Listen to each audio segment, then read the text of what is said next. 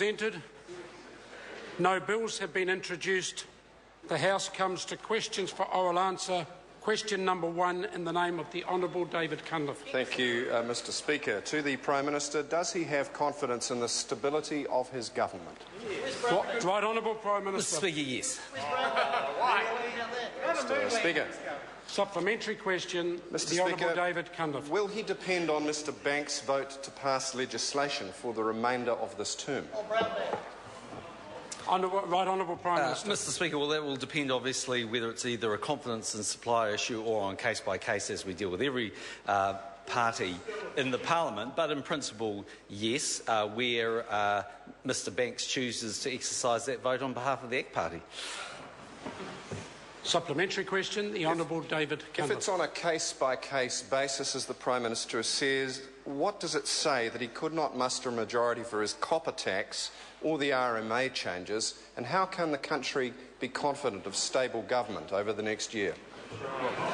Well, right Honourable Prime Minister. The fact that we haven't introduced the RMA legislation doesn't mean that we can't actually command a majority. The member might be actually quite surprised by that, but we'll leave that actually for another day.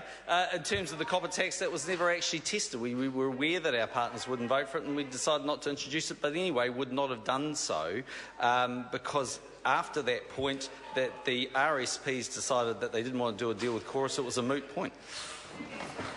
Supplementary question, the Honourable David Cunliffe. Does the Prime Minister now know for certain that the Honourable Peter Dunn did not leak the Kitteridge report? The Right Honourable Prime Minister. Mr Speaker, no, I don't know the answer to that. I don't believe that was the purpose of the privileges claim. Mr Speaker. Supplementary question, the Honourable David Cunliffe. Then how could he accept him back in his cabinet? Right Honourable Prime Minister. Because, Mr Speaker, firstly, we haven't done that, and secondly, we accept the member at his word. Mr Speaker. Order. Supplementary question, the Honourable David Cunliffe. Does he agree with Colin Craig that man may never have walked on the moon? Right Honourable Prime Minister, and as far as he has responsibility. Mr Speaker, no. And one of the great privileges of being Prime Minister is you get the opportunity to first-hand have some unique experiences. One of mine was having... No, I haven't been to the moon. I haven't been to the moon, although I know that Labor's economic policies are developed up there. But no, Mr Speaker, I had dinner with Buzz Aldrin one night as Prime Minister, and Buzz looked pretty convinced he'd been to the moon, and he'd know. Supplementary question, the Honourable David Cunliffe. Will one of his unique experiences be to have Colin Craig land on Planet Key? Right Honourable Prime Minister. Well, Mr Speaker, there are a lot of people that would like to be part of Planet Key. As we saw in the last election, when over 1 million people voted for National, and how many voted for Labor? Was it 300 or 400? Well, actually, our polling last night didn't indicate that. Sunshine. Order. Supplementary question, the Honourable David Cunliffe. Mr Speaker, to the Prime Minister, what is worse?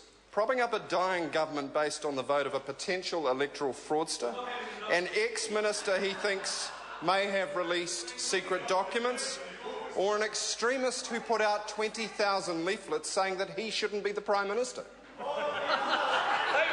Right Honourable Prime Minister. Mr Speaker, we deal with MMP. That requires any political party or group of parties to get 61 votes.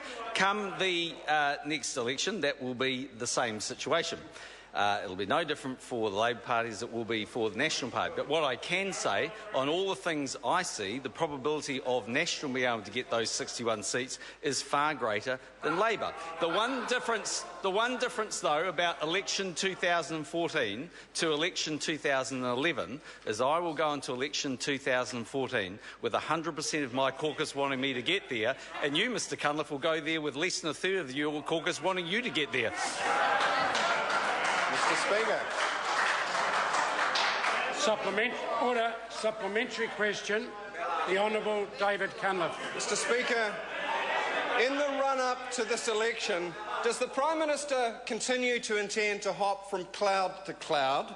And if so, under which cloud will he find the Honourable John Banks, and on which cloud will he find Colin Craig? Well, Mr. Speaker, I don't know, but I'll find the Labor Party's economic policies in Cloud Cuckoo Land.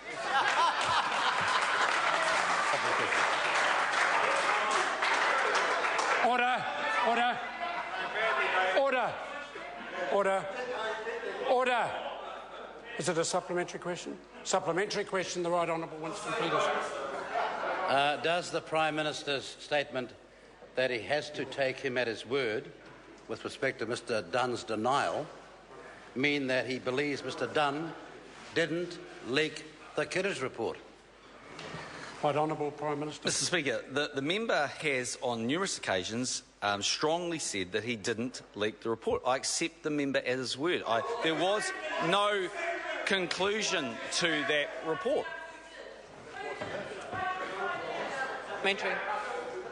So, order. Supplementary question, Dr. Russell Norman. Thank you, Mr. Speaker. How legitimate does he believe his asset sales program is, given that it was passed by a single vote in this House, and that single vote was that of John Banks, the discredited MP who is currently in front of the courts for electoral fraud? Right Honourable Prime Minister. Firstly, Mr. Speaker, I think it's really important that we recognise and actually respect that every New Zealander is innocent unless they are proven guilty. And we, as members of this House, actually have a responsibility, I believe, to at least accept that basic principle that we expect other New Zealanders to be accepted by. Secondly, in a parliamentary majority in this Parliament, you are required to get 61 votes, and those 61 legitimate votes are required. We have them. That's called a majority. If Russell Norman is telling us that one day, goodness knows if it ever happened, that he was part of a government, he wouldn't count that as a majority, that's a really interesting proposition that he should get to his feet and tell New Zealanders about now. Because the truth is, it's just typical Russell Norman. Says one thing, will do something completely different. Supplementary. Supplementary. Order. Yeah, quiet in the back row. Order.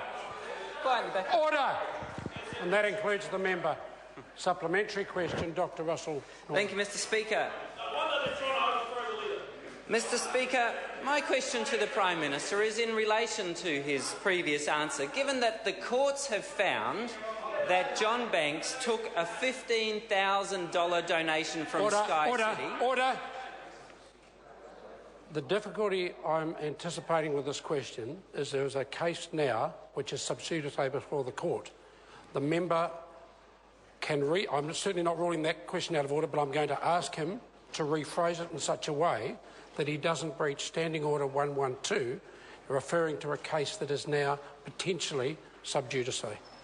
Point of order, Mr. Speaker. Point of order, Dr. Russell Norman. Thank you, Mr. Speaker. I was actually quoting from the judge's decision in the most recent judicial appeal, judicial review that Mr. Banks went to court about. Exactly that case.